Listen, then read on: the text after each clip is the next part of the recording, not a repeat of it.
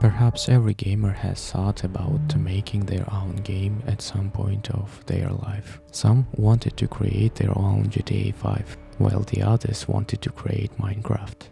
And maybe there were those who just wanted to expand their horizons, or maybe not just horizons, who knows. And some, like me, decided to take a completely different path and create his own horror game.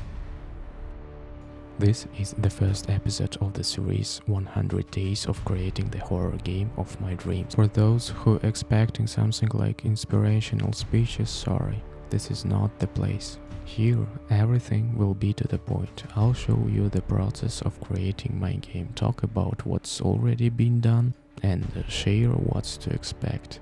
This series won't be tutorial, as I don't position myself as a professional or senior developer. Well, my name is Joe, you are on Redyssey channel, and I hope you enjoy the video.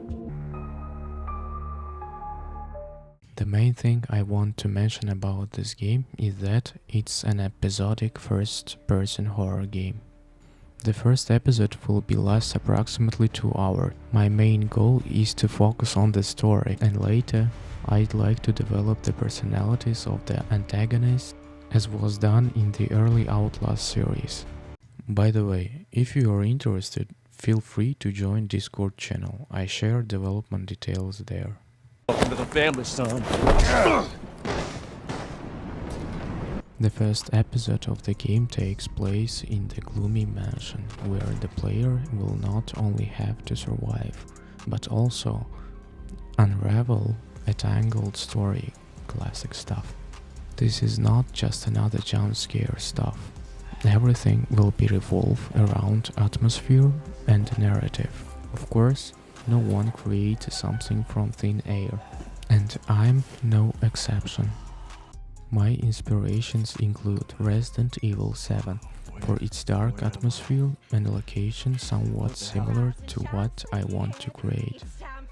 Silent Hill 2. The game's atmosphere is unmatched and enough has been said about it. Outlast. I'd like to create antagonist as crazy as it was in this game. The Walking Dead. I want to implement decision-making mechanics. So the player will have to make choices, and each decision will impact the story. Lee, Jesus, man.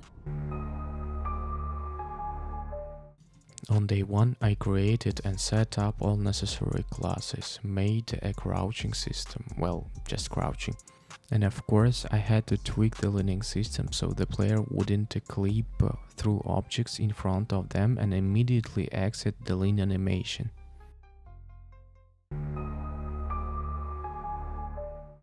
On day 2, I decided it would be a good idea to implement smooth flashlight movement, as it often done in various horror games.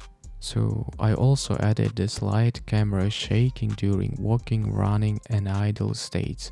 I think this will look pretty good in the game.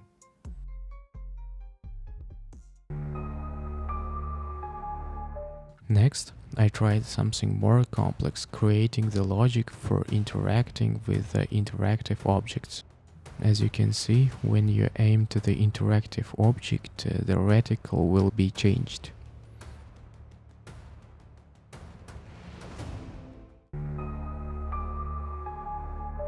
On day 4, I did a ton of work, spending nearly 12 hours at the computer.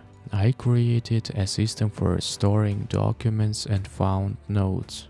These notes will be divided into 3 categories: pictures, found documents, and of course the protagonist notes.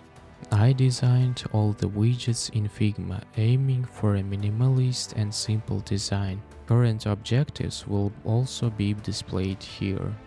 When a document is picked up, it's added to its category. For example, here you see a picture. The green dot disappearing indicates whether the document has been read or not, just like in Outlast.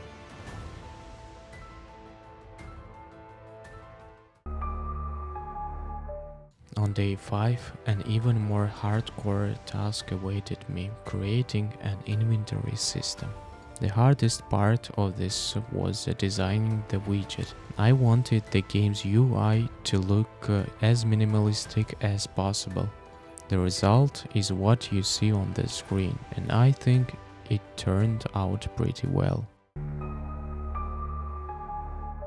To summarize, the video in the series will be divided into stages: creating levels and environments, working on mechanics and interactions, fixing bugs and errors.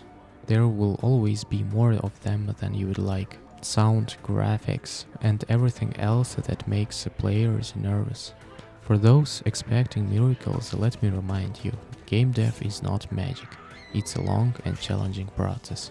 If you are interested, subscribe. If not, your choice. In the second episode, we'll cover week 2 of the project. Thanks for watching, and see you next time. Welcome to the family, son.